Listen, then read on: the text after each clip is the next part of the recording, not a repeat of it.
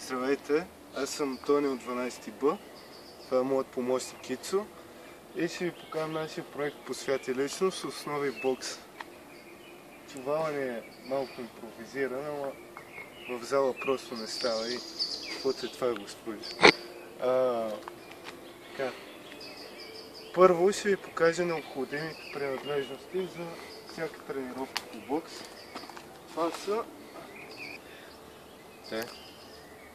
Това са бинтовете. Много хора мислят, че единствената необходима принадлежност са само ръкавици. Но това изобщо не е така, тъй като бинтовете предпазват кокалчетата от нараняване и поддържат китката. Един бинт се слага... На всеки бинт края му е едно такова кръгче, дето се слага на палеца и започвате да увивате бинта около китката и след това около кокалчетата. След което палецът също трябва да се превържи, за да не се изкълчи в самата ръкавица.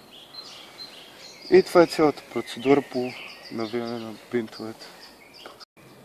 Добре, вече сме с навити бинтове. Ето. И с облечен свитър, защото ми е малко скъсана тениската. Но както и да е.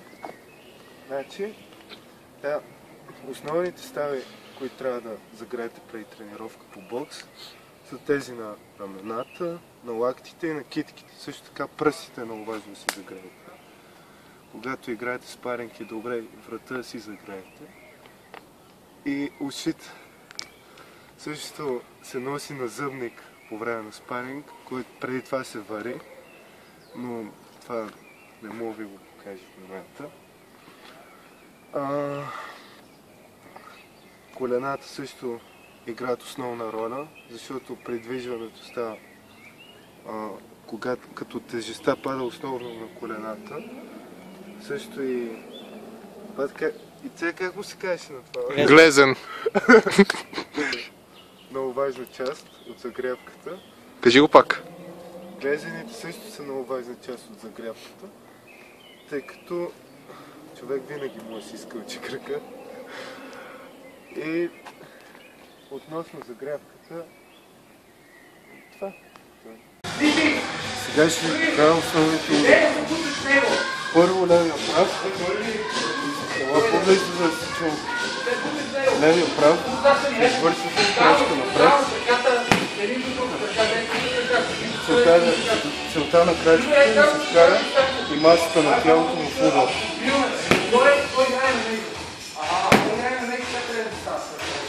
Десния прав извърши по същия начин, само че крачката се движи. Прави така.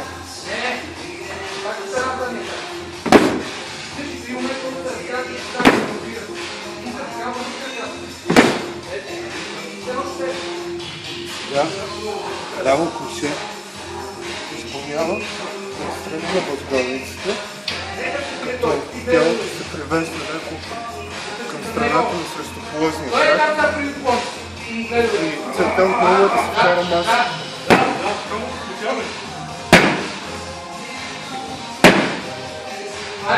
По същия начин е дясното круше, само че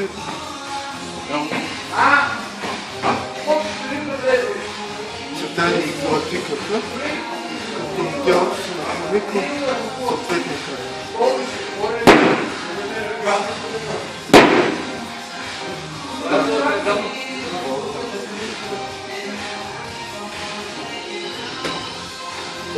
Сега ще ви покажа ляво круше, което се извършва на полулегналата възглавница и се бие по същия начин от крушето.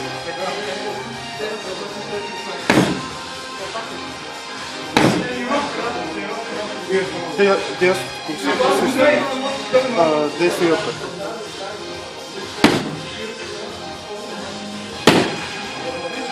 Добра комбинация на възглавниците, десен апъркът плюс дясно круше и съответно ляв апъркът плюс ляво круше.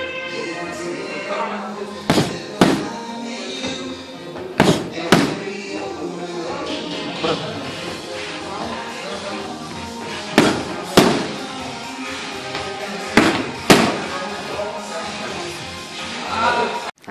В този клип ще ви покажа комбинации, при които акцент пада на лявата ръка. Това са ляв-десен ляв, ляв-десен ляво кроше и ляв-десен ляв апър. Това са стандартните комбинации за начинаещи. Последният удар е най-силен.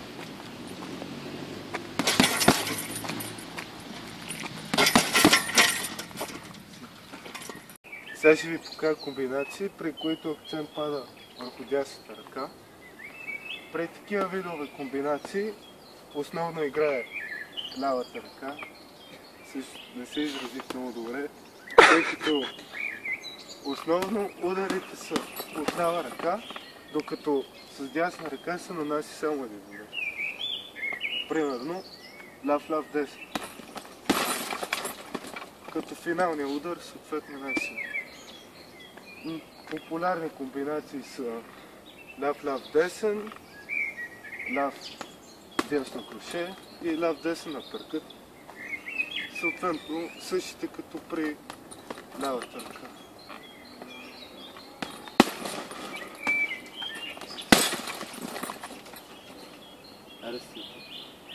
Сега ще ви покажем защитите с моят партньор. Първата е ляв-прав. Сега десен прав. Действието се извършва като леко се отбие противниковата ръка. Бие ляво кроше. Сега дясно. Действието се извършва като се подложи ръката до главата, така че удара да не може да засегне самата глава. Следват апъркътите. Бие ляв апъркът. Сега десен. Действието се извършва като се подложи ръката около дълака и бъбръка, съответно от двете страни, така че да не може да засегне органа. Това е. Сега ще ви покажа друг вид защита, която е подходяща за контратака. Това са отклоните и ескиважите. Би ляв прав на десен. Дай пак. Десен. Добре. Това бяха отклоните. Действието се извършва като чрез крачка настрани, като тялото се навежда в съответната посока. Сега ще ви покажа ескиважите. Би ляво кроше. И дясно. И това са ескиважите. Действието се извършва като се наведете и масата на тялото преминава от единия към другия край.